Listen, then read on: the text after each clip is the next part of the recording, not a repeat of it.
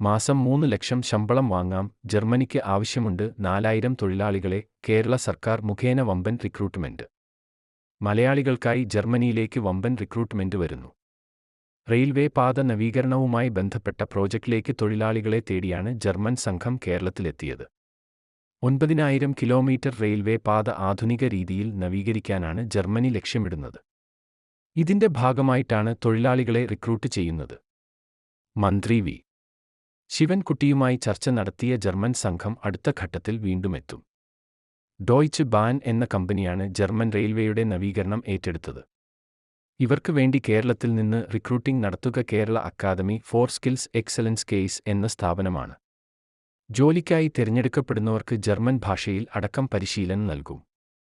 German ഭാഷ പഠനത്തിനോടൊപ്പം Kochi metro ഉൾപ്പെടെയുള്ള സ്ഥാപനങ്ങൾ ഇന്റേൺഷിപ്പും നൽകും. ആർക്കൊക്കെ അവസരമുണ്ട്? ആദ്യഘട്ടത്തിൽ മെക്കാനിക്കൽ, സിവിൽ വിഭാഗത്തിൽ ബി.ടെക്, പോളിടെക്നിക്, ഐ.ടി.ഐ കോഴ്സുകൾ വിജയിച്ചവരെയാണ് പരിഗണിക്കുക. ഏകദേശം 4000 ഒഴിവുകളാണ് പ്രതീക്ഷിക്കുന്നത്. തിരഞ്ഞെടുക്കപ്പെടുന്നവർക്ക് €3500 3.18 ലക്ഷം രൂപയാണ് മാസശമ്പളമായി ലഭിക്കുക. ഇതോടൊപ്പം മറ്റ് ആനുകൂല്യങ്ങളും കമ്പനി നൽകും. ജർമ്മനിയിലേക്ക് വമ്പൻ സാധ്യതകൾ.